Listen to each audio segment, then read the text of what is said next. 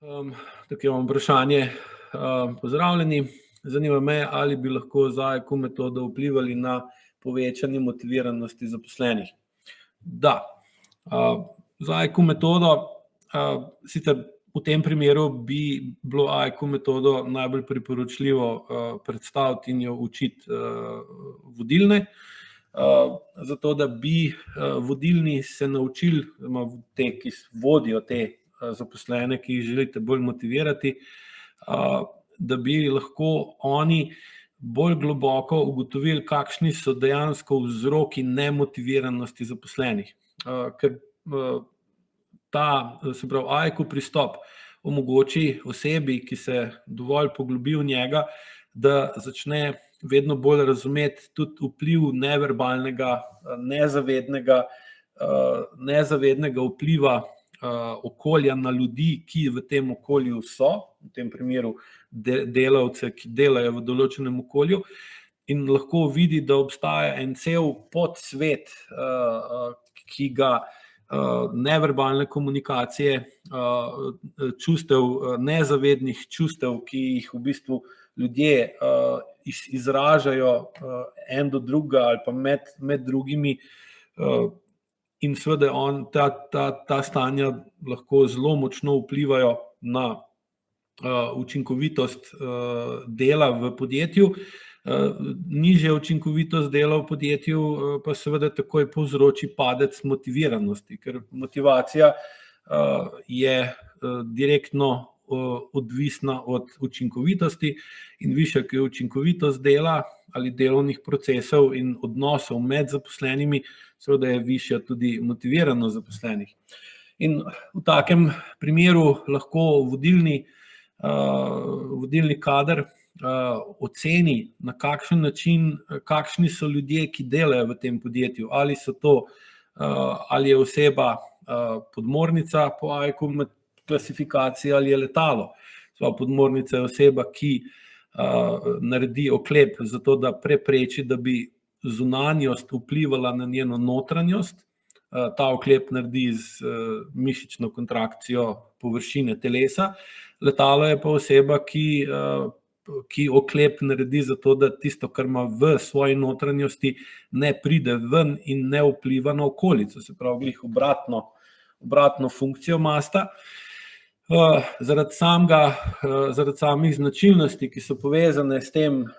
ali je nekdo letalo ali je nekdo podmornica, je podmornica v povprečju veliko bolj produktivna kot letalo, letalo je pa bolj kreativno kot podmornica. Seveda letalo veliko lažje in z manj upiranja iz svojih podzavestnih struktur začne določen projekt, pride na določeno idejo in to idejo tudi izvede, ampak jo ne zna zaključevati. Se pravi, letala so zelo dobra v tem, da nekaj začnejo in da nekaj, kar je bilo že v glavnem zaključeno, končajo.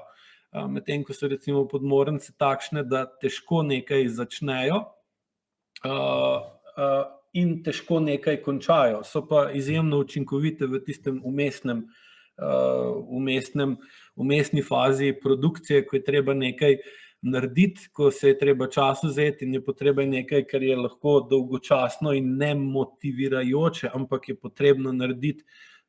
Tam so one najbolj učinkovite, medtem ko recimo letala so pa v tej srednji fazi najbolj neučinkovita. Zdaj, če recimo vodja ekipe zna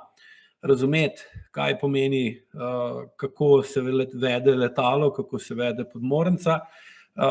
zakaj pride do tega, da se nekdo v otroštvu razvije v osebo, ki je bolj primarno letalo,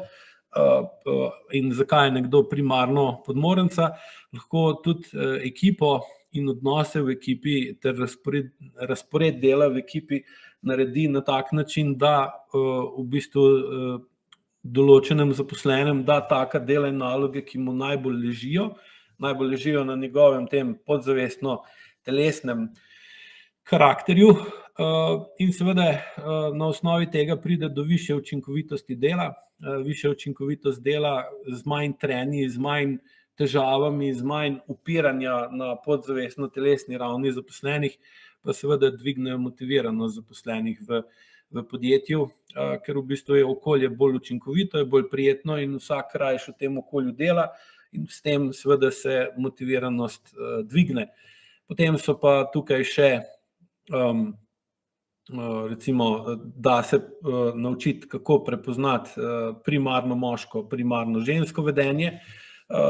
in sekundarno moško in sekundarno žensko vedenje in potem se lahko na osnovi tega skupaj spravi ljudi ali pa se da določenim ljudem, ki imajo recimo primarno moško vedenje pa sekundarno žensko vedenje dela, kjer je potrebno biti bolj agresiven, bolj eksploziven, bolj živ, bolj tak direkten. Medtem recimo, če ima oseba primarno žensko in sekundarno moško vedenje, je pa boljš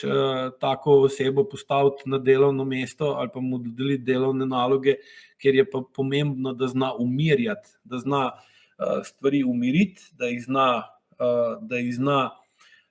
videti bolj na široko, da jih zna videti bolj na globoko, brez da gre v neke pretirane podrobnosti, medtem ko recimo oseba, ki ima primarno moško pa sekundarno žensko vedenje, pa veliko bolj učinkovita v tem, da gleda stvari bolj na ozko, da gleda stvari bolj na kratkoročno,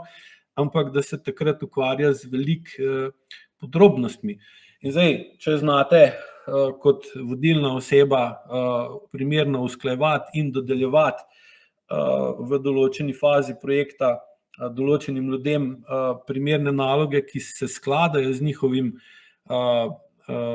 njihovo osebnostjo in z njihovimi notranjimi prepričanji, je tukaj motiviranost gre bistveno višje od prejšnje.